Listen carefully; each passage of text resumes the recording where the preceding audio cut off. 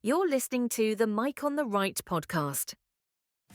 Hello, my friends, and welcome to the inaugural episode of Mike on the Right for May 2nd, 2025. I am your host. My name is Mike Neal, and I'm broadcasting from the heart of the heartland right here in central Indiana, the great Hoosier State. I am excited to be with you for this first show that's happening today. I am excited for the beginning of this project and where I really feel like it's headed.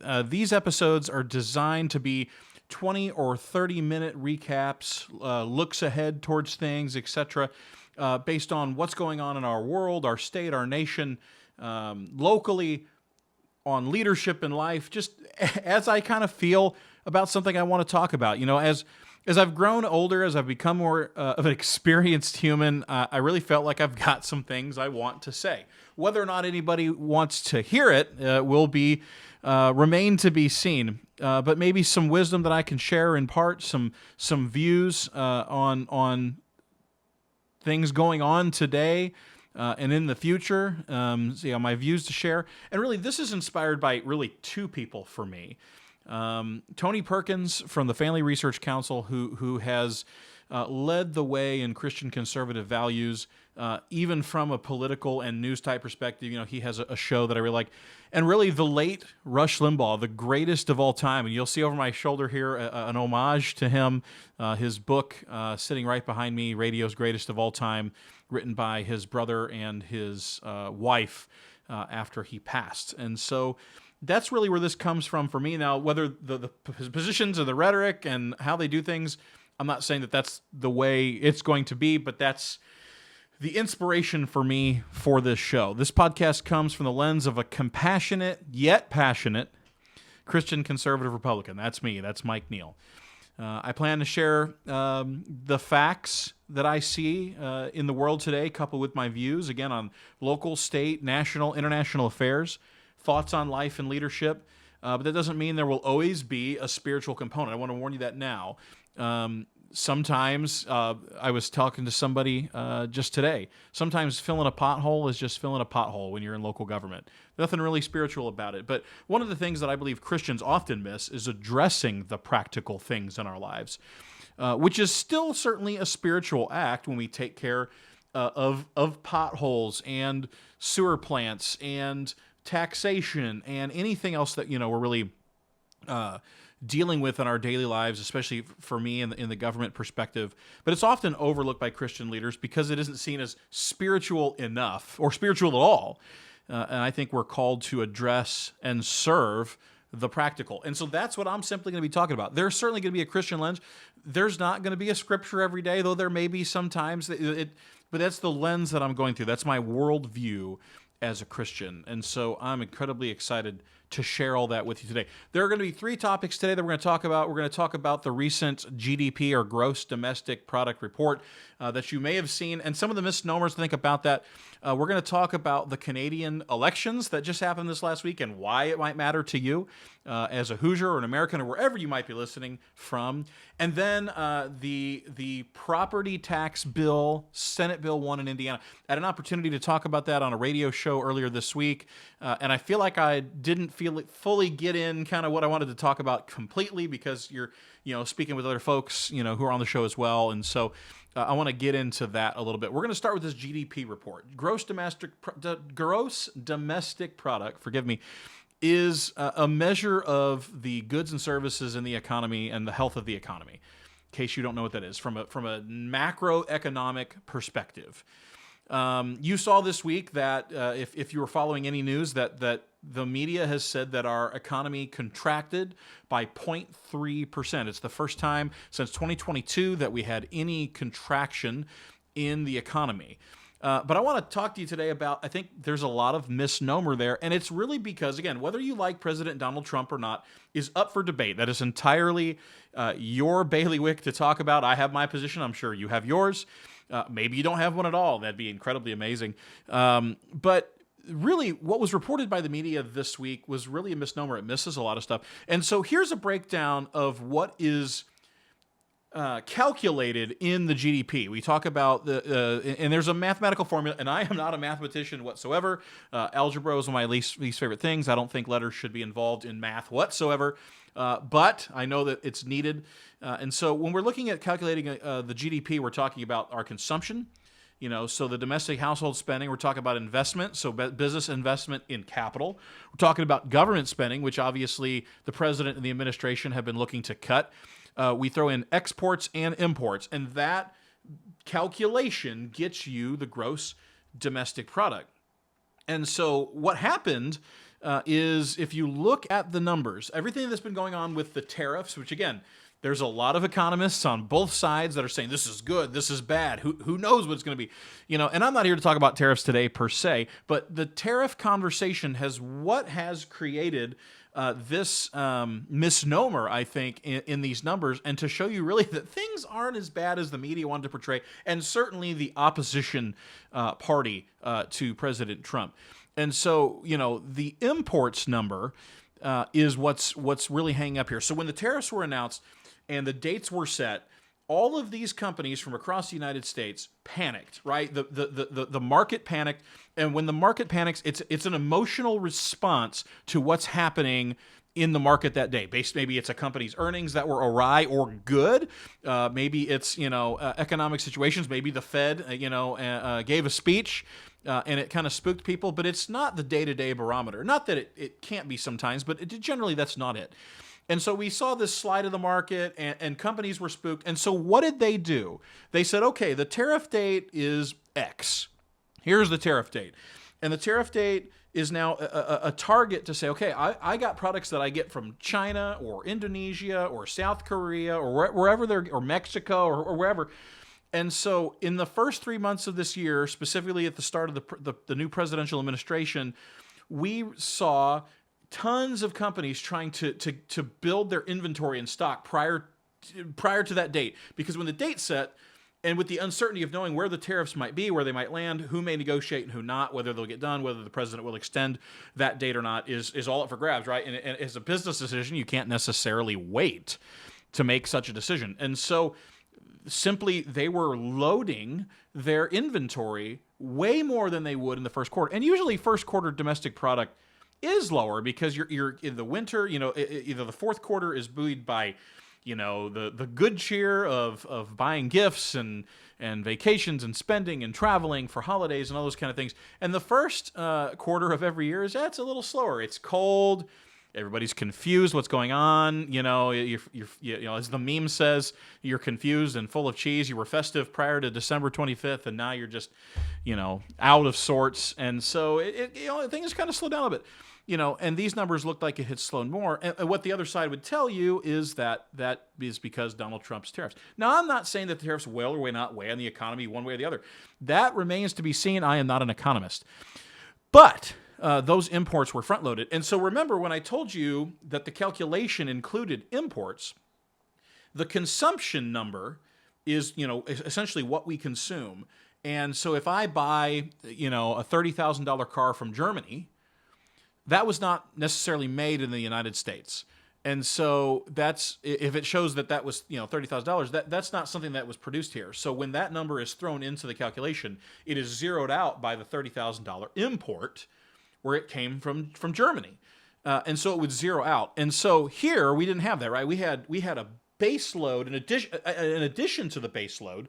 We had all this inventory come in, and it certainly outpaced the exports, and it outpaced the consumption. And so you kind of got a lopsided number, which we really shouldn't have had.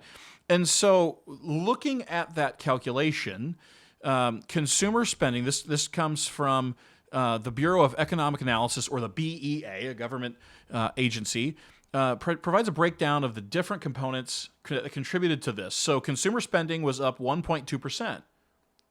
So consumer spending was up. We've been hearing all this doom and gloom about everybody's so worried. I'm not saying that there isn't some worry out there, but it didn't necessarily curb the spending as people saw it. Investment in business, 1.5% increase. So businesses were investing. Again, maybe that slowed, maybe not. Government spending cut by 0.5%. We've been talking about the Doge. We've been talking about Elon Musk. And while I'm for big cuts in government spending all across the United States and every level of government, local, state, national, that's not what I'm here to talk about in this scenario. But then the net exports, the exports minus imports, was a minus 4.8%. So that front load, it was a 42% increase. 42% increase. And so it threw numbers off. And so, does that mean that the economy actually shrank? No. That 0.3% GDP decline in quarter 2025 does not mean that the domestic product actually fell. Consumer spending was up. People bought more. Business investment was up. Companies were active. Domestic production likely, maybe modestly grew or held steady, but it didn't decline. And no, we didn't consume all the things that were imported because they're being held as inventory ahead of the tariffs. And so it kind of created this throw off of the numbers. I'm not attacking the calculation, but sometimes the number can be misleading, and it was misleading. So I asked ChatGPT, I said, okay, here are the numbers. If you flatten the curve, I hate that phrase. If you flatten the curve of the surge of imports, what number would you have had for GDP growth in quarter one? You know what it said? Plus 1.68. Plus 1.68. That number threw things off. Now, again, maybe the economy is still going to go in another direction. I don't know. I'm not an economist, but if you look at that, it shows you that there was kind of a front load and it just threw off the numbers. So there's no monitor things, yes. There's no need to panic.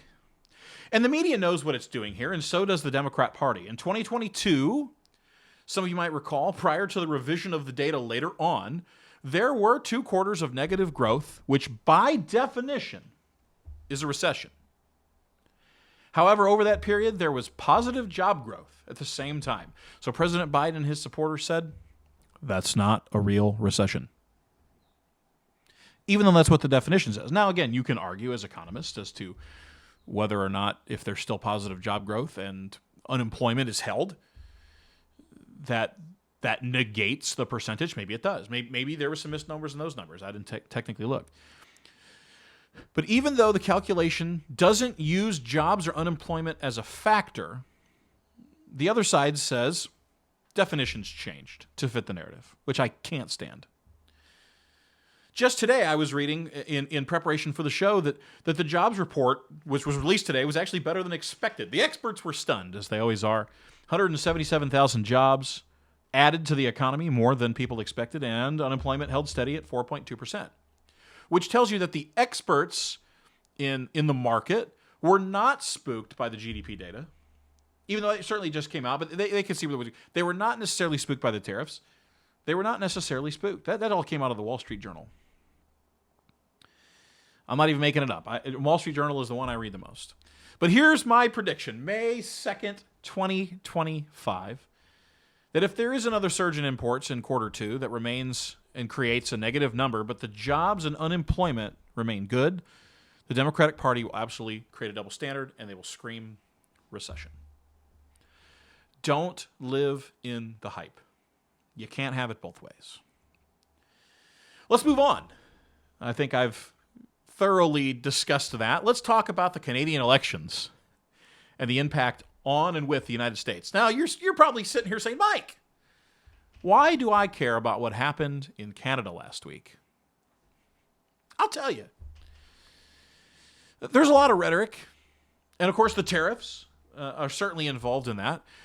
But I'm going to tell you why you should care what's going on in Canada. A lot of your energy, a lot of your oil, many products come from Canada. In fact, our top 3 trading partners in order as of January 2025 were Mexico, which was about 15.2% of all U.S. trade. China, 13.8%. China's not our largest. It's big, but it's not our largest. And then Canada comes in right below that in 12.6%.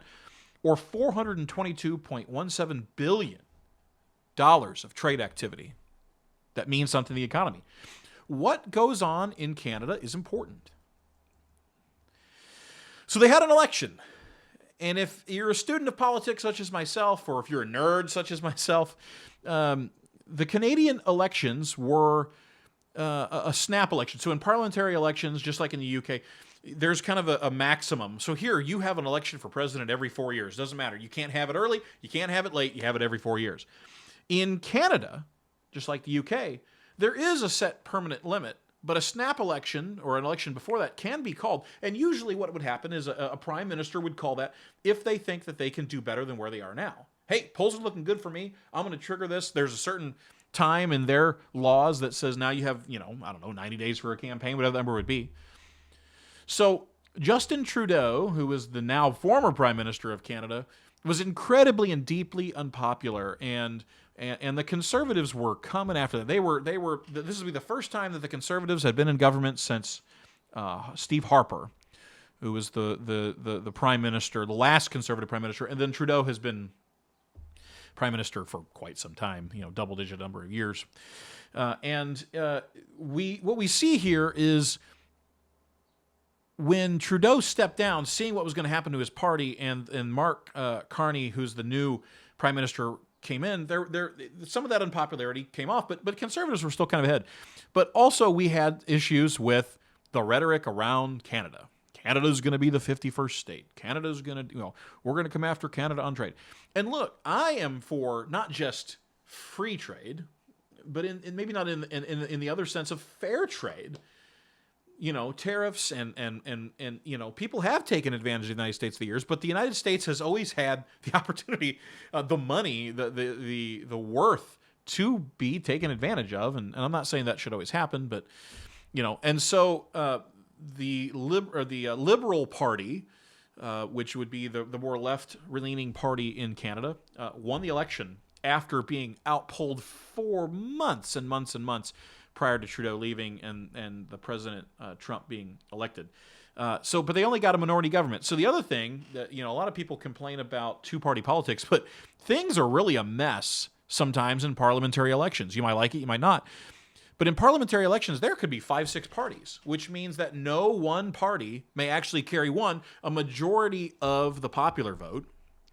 They might get a plurality, but also certainly may not get a majority of seats in their parliament. And so that's exactly what just happened. There's a minority government. There was a new law, I don't know if it's in their constitution, where Canada increased the number of seats that they have in their parliament. Their districts are called ridings. 168 seats are what the Liberal Party won. 172 is what they needed for majority in the 343-seat Canadian House of Commons. So they run the table, but they need some supply and confidence. They're going to need other votes from other parties to get through their agenda, to hold on to the government, to keep it steady. Minority governments don't necessarily always do well. The Conservatives, even though they lost the election, still gained seats. They're at 144, and then several other parties, have other seats. So the Conservatives, just for example, in 2021, the last election, 119 seats, they gained 25 and 144. Liberals only gained 8 seats, 160 to 168. They hold their minority government. A big drop was the New Democratic Party there, minus 18 seats.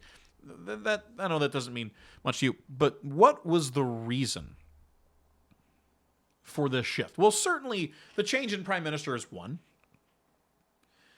But there's obviously a lot coming out of the United States on trade, on tariffs, on making it the 51st state. And the Liberals seized on that, for better or for worse. They seized on that. And Canadians really have soured towards what's going on in America. And really, I get it. If someone did that to me as an American, I understand. I'm pro-American, right? America is the greatest nation in the world. I for sure would be on the side of, I'm for America first. However, we can't blame the others for doing the same thing, for Canada, for other countries to do the same thing. And so the Liberal Party seized on that, and it polled well and did well, and it really changed the shape of the election. And then, of course, there's been a shift in diplomatic tone. The Prime Minister there, Prime Minister Carney, he declared that the traditional U.S.-Canadian relationship is over, seeking to be more assertive and independent in their foreign policy. They, of course, also want to bring some economic diversification, which I actually agree with, just like the United States. The United States shouldn't put all of its eggs in China. It shouldn't put all of our eggs in one basket. It shouldn't be, even just Canada or Mexico. We need to diversify. There's a lot going on in Vietnam right now. There's a lot going in India right now. And we should really be investing in those things. And so should they. And, of course, a push to buy Canadian. But let me tell you, the United States and Canada have a special relationship, and we need to keep it. But really, it's more for Canada's sakes, the imports and the export. The United States is almost 76% of Canada's domestic exports were destined for the United States. That's huge part of their economy. Imports, a large part of their economy. Energy exports, 88% of the energy coming out of Canada, including oil, natural gas, electricity, are a major part of Canada's exports. But that's big for us too. That means we're getting a lot of that energy to the United States. And so that's why we care about what's going on in Canada. But also, as kind of a warning to Canada, yes, you should diversify. But even if the liberal government today decides, you know what, we are going to stick it to Donald Trump, and we are going to go to all these other countries, we're going to sell our products there instead of the United States, and you still got costs to get it there. You have to build the infrastructure. You have to build the relationships in order to get these trading partners elsewhere. This isn't just going to happen overnight. They're still incredibly dependent on the United States. And the U.S. shouldn't necessarily take advantage of that. But what it should say is, Canada, you guys got to come to the table, just like we need to come to the table, and we need to have a fair and honest conversation. Yes, did we just redo the trade deal in the prior Trump administration? Yes. And it's a great deal. But that doesn't mean that Canada's following it every way. There are still a lot of non-compliant items. And I'm simply calling them on that. Now, am I for tariffing China? Sorry, yes, I am for tariffing China. Am I for tariffing Canada out the wazoo? No. But it's the only leverage we have in these conversations. Plus, we are a major part of their economy. We're actually one of the largest chunks of their economy. So I feel like while we certainly shouldn't look to control their country, we certainly should be looking to get a better deal for the United States. And it only benefits Canada. And I hope that happens. And that's why I wanted to bring that up today. It is important. You should really think about that. If things go awry in Mexico or Canada, but specifically on this one with Canada, it's going to be tough for everybody. And so we should care. Let's go to the third item. Let's get off of Canada. And let me go to what seems to be the third rail of politics in the Indiana State House these days, property tax relief. As you might know, Senate Enrolled Act 1 came out of the legislature here in this last legislative session, signed by Governor Braun here just recently.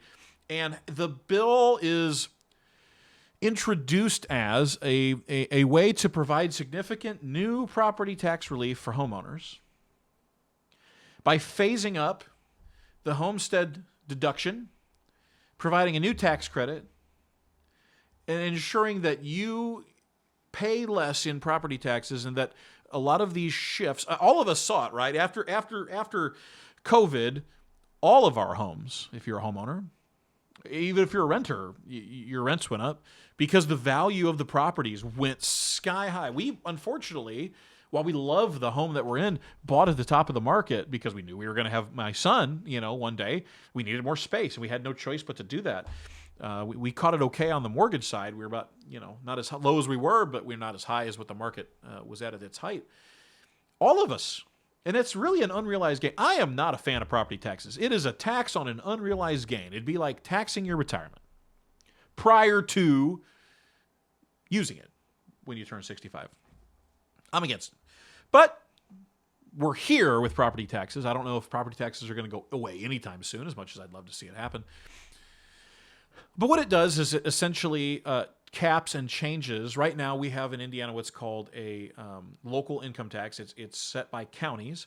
I forget what the maximum is, but a lot of counties are certainly below 2%. There's a couple above that, even closer to 3%. What this does is it actually caps the rate of local income tax. You have your federal and everything with that. Then you have a state tax, which is solid. Indiana's a solid rate, about 3%. It's a flat tax. And then you have each county gets to set its own, and some of that money is distributed to municipalities. So your city, your town, your township, maybe your library, Schools, of course, big user of property taxes. This is going to set a cap, and it's going to, so let's get back, let me rewind that. So you're going to see most people get a reduction in property taxes. That's going to happen. And I'll get to the calculation. And in fact, let me do that now. You're going to see a decrease or in a phase out of the standard homestead deduction over the next couple of years through 2030. And you're going to see the increase of this supplemental homestead deduction, which eventually by 2031 will be 66.7% of your assessed value of your home. And that calculation kind of shifts too. And so for me, I calculated it. My property tax is going to be lower based on that number and based on what I think the house will be valued at down the road. But what it did is it then gave the counties, okay, they already have this taxing authority, and now the cities and towns are going to have this taxing authority as well. They're getting some new taxation authority in order to fill some of the coffers that are getting money removed by the property tax deduction for Hoosiers that own homes and et cetera. And so, but what it does is it caps for counties. So counties can only now raise up to 1.7% of that 2.9. Cities and towns can now use 1.2% of that up to. But what it does is it puts the onus on town and city councils to set that tax. So it's kind of a dare, right? I mean, who is going to get excited about being taxed more on your income? And so it really is distributing or kind of pushing and abdicating that authority from the General Assembly to cities and towns. What that does is there's certainly an opportunity here for overall, right? So did the legislature, I'm going to say this in a very clear term, did the legislature keep its promise by saying it was going to cut property taxes? Yes, it did. Lock, stock, and barrel, yes, it did. Most Hoosiers are going to see a property tax deduction. But on the flip side, did they leave by abdicating the authority on taxation to local units of government? And that's a home rule discussion that we all should have. Indiana's kind of in this awkward stage of we want home rule, but we don't always want it. And legislature wants to give things up and doesn't. Locals want to give things up and don't. They want things. But is it possible that overall taxation, the overall umbrella of taxation goes up? The answer is it could, yes. If my city of Westfield, great. I'm involved in local government here. I'm fully supportive of my mayor's agenda. I'm fully supportive of my city council. But if they decide to, let's say, put a 1% income tax on my wife and I, we actually will pay about $1,200 to $1,300 more overall than if we'd have just left it alone. So now the fight really goes to units of government. And I believe that the government closest to the people is the best form of government. Local government is where it's at. The next is, state. And then national, it doesn't really affect our day-to-day lives. It's important, but it doesn't affect our day-to-day lives. But if we get, for us, it could be more taxation. And I don't know how many that's going to happen for. But that's the conversation we really need to be having. One, the assessments are the real problem of this. We thought we addressed property taxes when we did the property tax caps in the Constitution over a decade ago. But now we're here again. And I suspect that in 8, 10, 12 years, we're going to be here again because we really didn't address the actual problem, which is the assessment process. But beyond that, now we need to have the conversation really about whether we want more or less home rule in Indiana. This is a home rule push. This is giving the taxing authority to the local units of government. Some see it as abdicating the legislative authority of taxation. See it as the way you want. But now each city and town councilor is going to have to, and mayor is going to have to answer for this. They're going to have hearings. They're going to have votes. And it's going to be a wild, wild conversation. And so that's what's happening with property taxes. You're going to get a property tax cut, almost guaranteed, as a Hoosier. But taxes on top of that may be coming, and you should be looking at that. Folks, that's all I've got for today. Episode 1. Man, I'm so thankful that you're listening here today. Thank you for joining me. thank you for all your support. I'm planning on doing this once a week, every Friday. It may not always be news. I may talk about other things about life and leadership, but we're really pushing towards this being a kind of a recap show. Things may shift and adjust as I learn more of how to do this. I specifically want to thank my wife, Kristen, for her unwavering support in this. This is, we got a lot. We have a almost 2-year-old son. We have busy lives. We both work. My wife is helping people every day in her profession. I'm trying to help everyday Hoosiers in mine. But I also want to thank my friend Bob Starkey, who I'm sure will be listening. He started his own podcast not long ago, Dad Bod Walking. You should take a look at that. It's a little different than this. It's a really great. He's been really delving into this. We kind of did this, without each other knowing that we've been having this conversation internally, this internal dialogue about wanting to do this, having something to say, having something to talk about. And so, thank you, Bob, for your guidance. Thank you for your support. Thank you for the long conversations we've been having about each other's shows, ideas, the technical stuff, the equipment. Thank you to every listener. Thank you for all the support on social media. And just note, this is going to be on Spotify. This show as an audio. This is going to audio show. This is going to be on Amazon's audio service as audio. This is going to be on YouTube as video. And then on the social medias you'll see clips as I kind of break this up. So most of this is going to be audio, but there will be, of course, video as you may be watching now. And so this is also going to be on Apple Podcasts as audio. So we're looking to do this each Friday. Thank you so much for the support. Everybody have a great week.